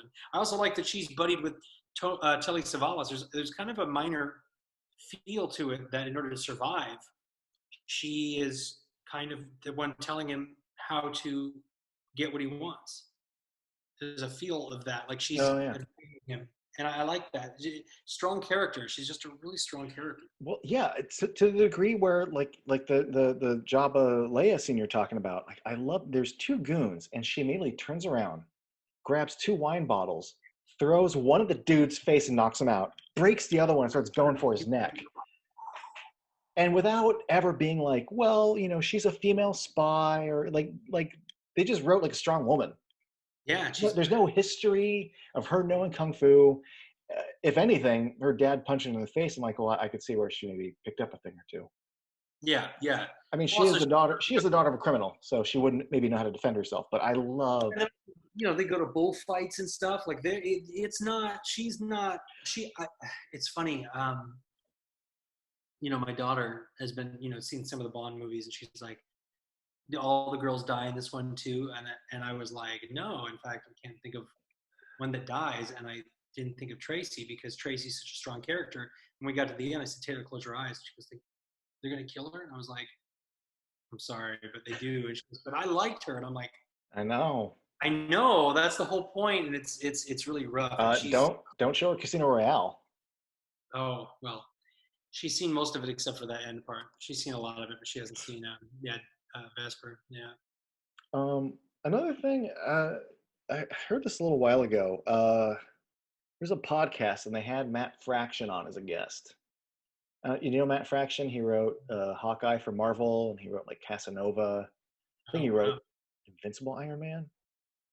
He's awesome though. He's married to Kelly Sue DeConnick, great writer. But he loves On Her Majesty's Secret Service. And one time I actually went to a signing, and it was like you could slowly kind of hang out and shoot the breeze, and everyone's like just hanging out and asking like nerdy comic book questions. And I was like, so On Her Majesty's Secret Service, and we just like shot the shit for 5 minutes. It was great. Oh. But he was on like a podcast, and he mentioned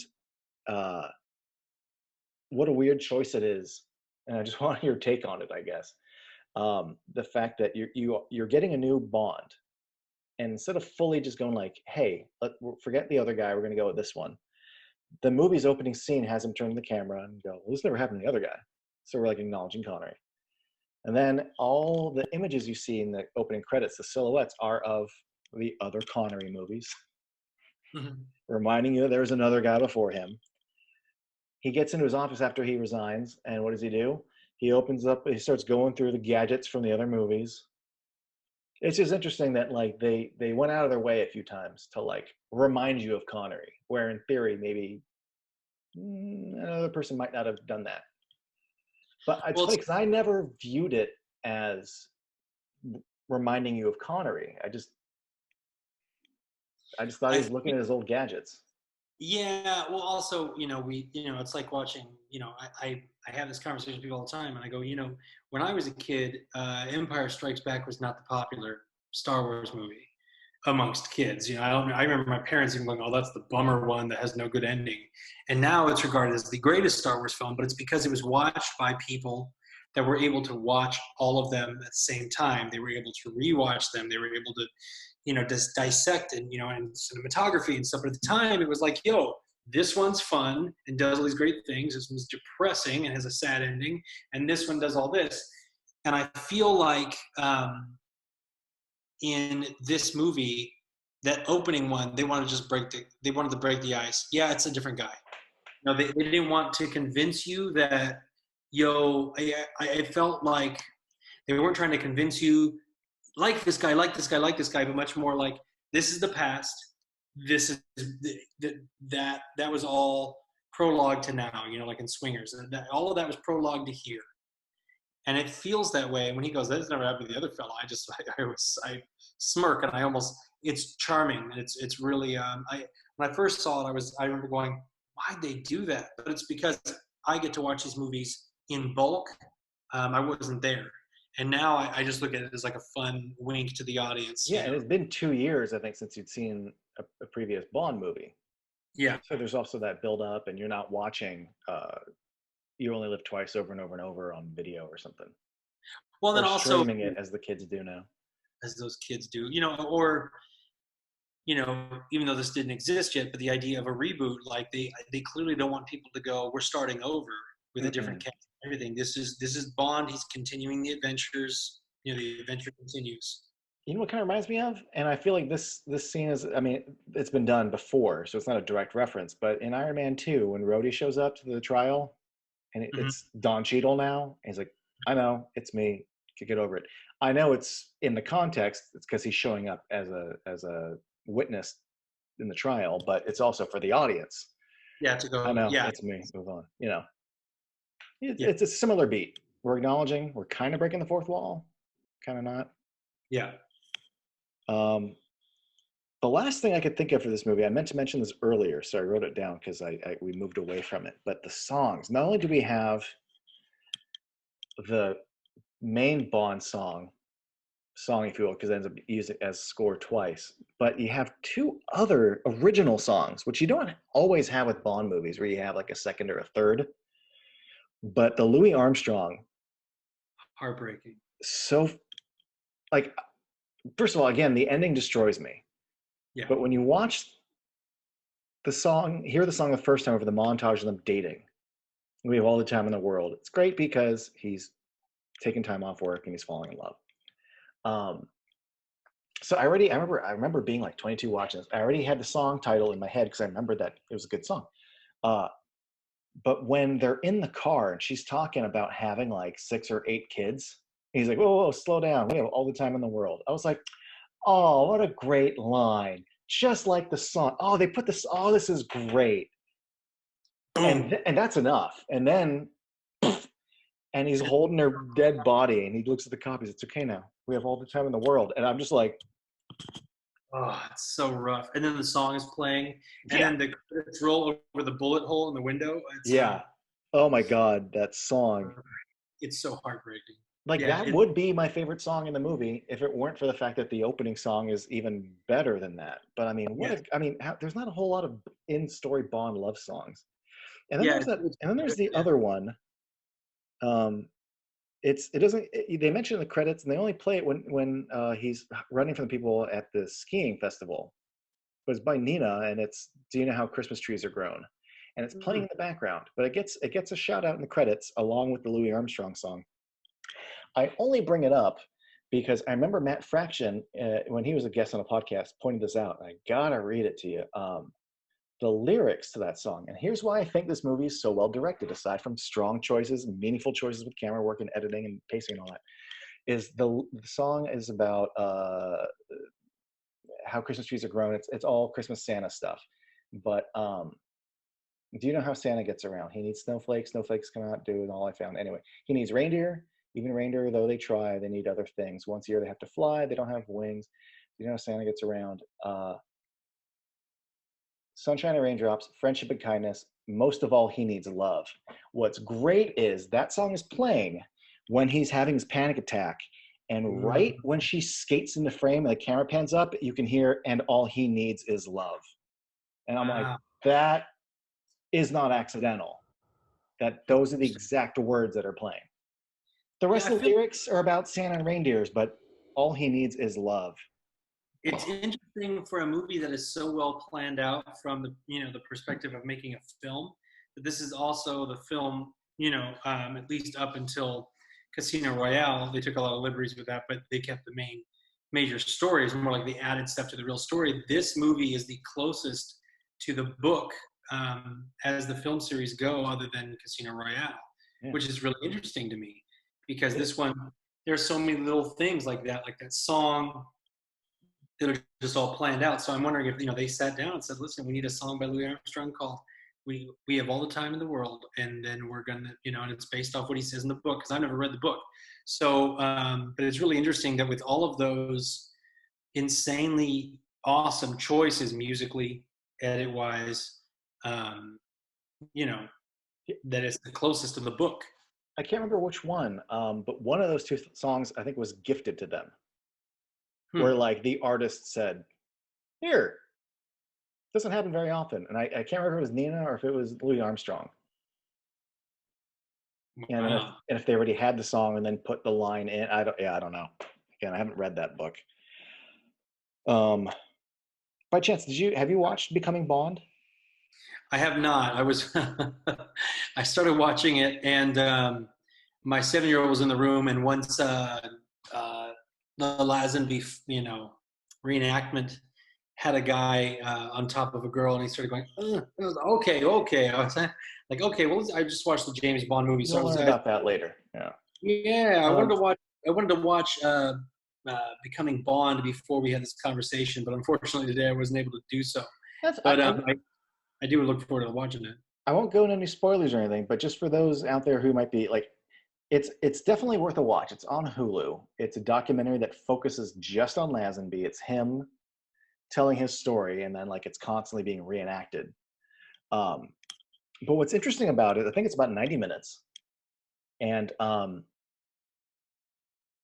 about 45 minutes went by, and I'm like, man, this is all just his life, like before Bond. Like, it's called Becoming Bond. When are we going to get to the Bond stuff? And it's still interesting. But what's great is at the 50-minute mark is like when he like starts like trying to get the part. And by the time he like has his press conference to become Bond, to not become Bond, but he has his on Majesty's press conference. There is some emotional baggage that happens right before that.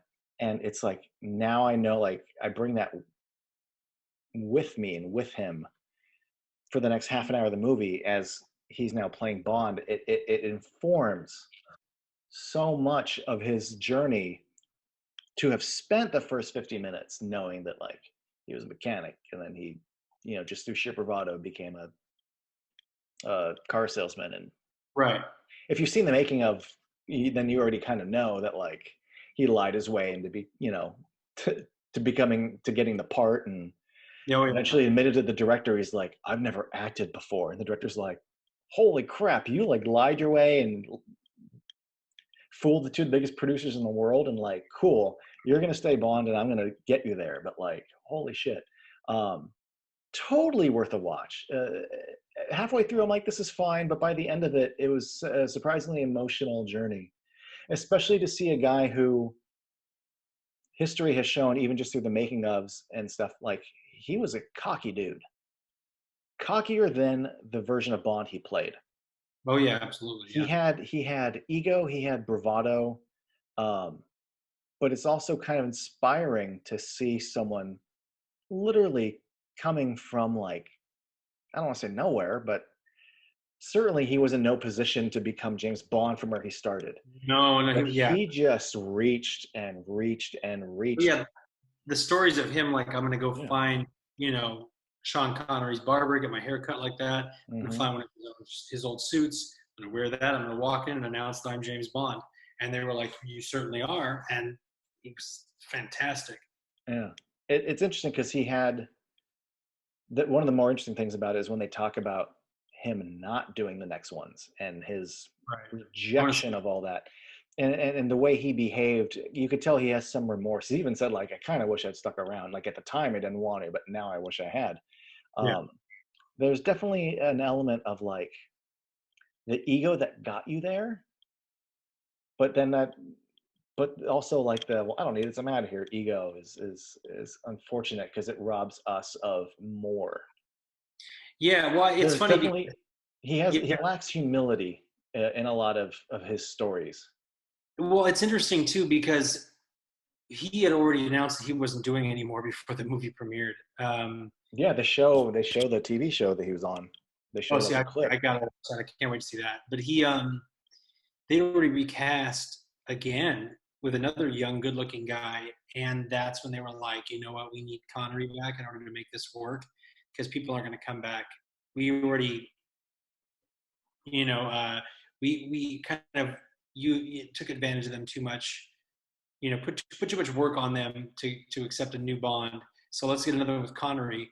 And then when people felt comfortable again, even though the movie is trash, um, having Connery come back for one more made it easier to recast again because it was almost like, well, this one is supported by Connery, and Connery came back, but can't do another one. And so it's interesting because I would have loved to have seen, because apparently they wanted him to do 4 more Yeah. Bond movies, and so if we had gotten 4 more at this level with this cast, I feel like I feel like things would have been very different because also when it comes to casting Roger Moore in comparison to uh, George Lazenby and then Timothy Dalton, like I feel like we have this dark horse.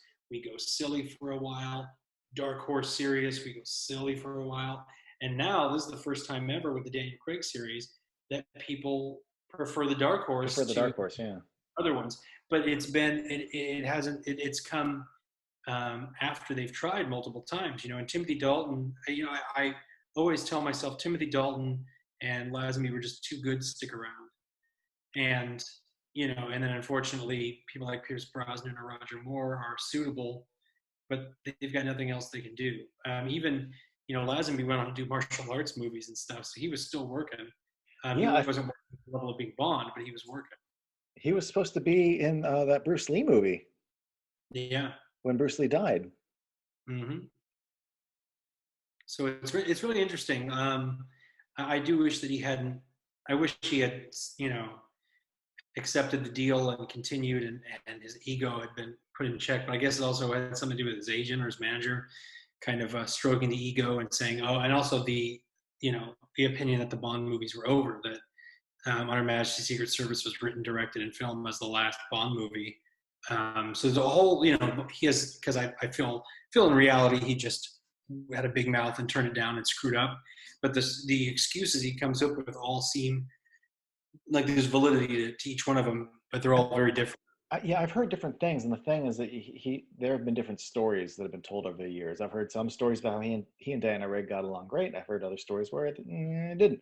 I've heard a few different versions of how he got the job, and I've heard a few different versions of how he turned down the job. The one that's in the documentary, which probably has some credence because it's him in the documentary, but Right. also you watch the documentary and you're also wondering how much of this is him bullshitting me, which is fun. Right. But there is just sort of a mentality of like, look, I didn't like going out and doing the press. They expect you to be Bond all the time. I did think of it as a role, but when I show up with a beard and long hair, they don't like it. And they keep pressuring me to do the part and take the money. And he just sort of did as a sign of defiance. But I've also heard another version where I don't remember the guy's name, but do you ever see that movie Pirate Radio? Yeah. From Richard, yeah. The main DJ that's like on the boat. Apparently, like Lazenby and him became friends, and he was like, "Man, you're part of the system," and like James Bond is like agent for the government. You should, and like apparently that's the reason he turned it down, or part of it. I've heard too many different things. Wow. Like, if you ever decide to like go down the rabbit hole of these, at least when it comes to Lazenby, there's never always a clear, singular story. Yeah. There's like two or Well, three different versions. I do think, the old fashioned, if your story keeps changing, it's because you're lying. I do think that he put spin on everything. I think he was a young, stupid kid who thought he was, and it could have been because he was getting faulty advice and things, but I do think that he just screwed up and had a big ego and was mouthy and he screwed up. And they wanted him to be and do certain things. The movie didn't make as much money as You Only Live Twice, so they were like, screw him. And he was like, well, screw them. And then I think ultimately, they had the last laugh because all their movies were hits. But I think it did a disservice to the series because I think we need at least three. I feel the same way about Timothy Dalton. I feel like we needed at least three, but I love the two that we have. But isn't at least, yeah, it's concentrated, at least, Yeah. in that sense. But yeah, I mean, I think I'm pretty much. I mean, we've sucked this movie's dick. Well, but it's got a girthy dick to suck. It's a great movie, and it's funny because I told you this, and I don't know if I said it in the last one, but I came into this expecting to tell you that while not my favorite, the greatest James Bond film was Goldfinger, and I was wrong because the greatest James Bond film is On Her Majesty's Secret Service. It's always been my number 2, and I really have to evaluate now whether I consider it number 1 or number 2. Your favorite is From Russia with Love, correct? Yeah. Yeah. There's gun to my head, this is a better movie. Yeah, well, I mean, but there's so many strong elements From Russia that I really respect. And what's funny is one thing that you taught me decades ago was there's a difference between the greatest of something and my favorite of something. And it's because I asked her, I said, top 5 films all time, or, top 3 albums, the conversation we used to have when we worked together, something like that. And I remember you said, well, that's a very serious question, because what do you mean? Do you mean the best movie I've ever seen or my favorite movie? Because it's not the same thing. Yep. And that stuck with me ever since, to where I was going, your top 3 best movies all time, top favorite movies. Somebody says, what's the best Batman movie to you? I go, my favorite Batman movie, or what I think is the best Batman movie. It's a very different answer. When it comes to James Bond, it's no different. I can tell you what my favorite James Bond film is. It's not On Her Majesty's Secret Service. It's up there. On Her Majesty's Secret Service is up at least in my top 3 favorite films in the Bond series. But I can tell you that it's the best. It's the best one, in my opinion. I think it's the best James Bond film, and I feel pre-Daniel Craig, it's the most accessible too. I feel like if you're like, hey, let's watch a movie, you put in On Her Majesty's Secret Service, people watch it, and it's a spy thriller romance movie. I love it. It's funny they mentioned Daniel Craig this exact moment, because I think we've had similar experiences. You grow up where this movie doesn't count. It's dismissed. It's that's the guy who did it the one time. I started watching it. I saw it in my 20s, started to really like it. But somewhere in the last 10 years, more and more people talk about it. More and more film nerds, are really hip to it. And I can't help but wondering if the Daniel Craig era and viewing the Bond movies through that prism of this is what a Bond movie can be has made people retroactively go, oh, and this is one of those. Well, I've noticed that with the Timothy Dalton films, because whenever somebody says, oh, Daniel Craig is the greatest, I said, well, then you're going to love Timothy Dalton. And I go, why? I said, because everything that he's doing, Timothy Dalton did in 1989 and 1990, 91, or whatever it was, 88, 90. It was 87 and 89. And people are like, wait, really? I said, yeah, well, all the stuff he's doing, Timothy Dalton did before Pierce Brosnan. And they watch them and they go, yo, this is really good. And then I always go, and everything Timothy Dalton's doing in this is based on the Lazenby movie. And then last night I was singing the praises to somebody saying you gotta watch On Her Majesty's Secret Service. It's incredible. Yeah, it used to be a less common thing, but I remember all through like my 20s, if I ever met someone who was hip to this, I'd be like, oh, like I like you. Like it was like a calling card of like, I know it, you know. Also, there's so many different flavors of Bond, but one of the things that really struck me is even though there's a certain degree of I don't like them too silly, but there's a certain degree of fun Bond Hmm. that I like. Yeah. Oh yeah. Not to be that guy, but I do prefer. I don't want everything to be serious, but I do prefer my Bond movies to skew the way On Her Majesty's Service skews. Even within the shitty Roger Moore movies, For Your Eyes Only skews more this way. Right. And I think I don't think it's an accident. You know, I've had enough years since um, Daniel Craig's first movies where it wasn't just that they were fresh and new, but I can really appreciate. Sometimes they get a little too serious for my taste. We can talk about that on another video. But yeah, there's a flavor, and that flavor starts with this one.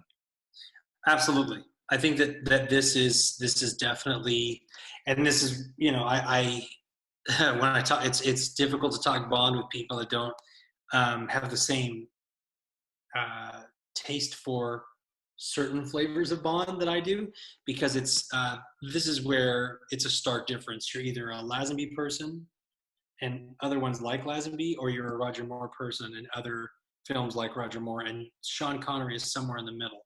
And when the movies skew more Lazenby feel, I immediately am in it, and I like it. I like my secret agents to be a little more edgy and serious with a dry wit and occasional comedy. And Lazenby started that.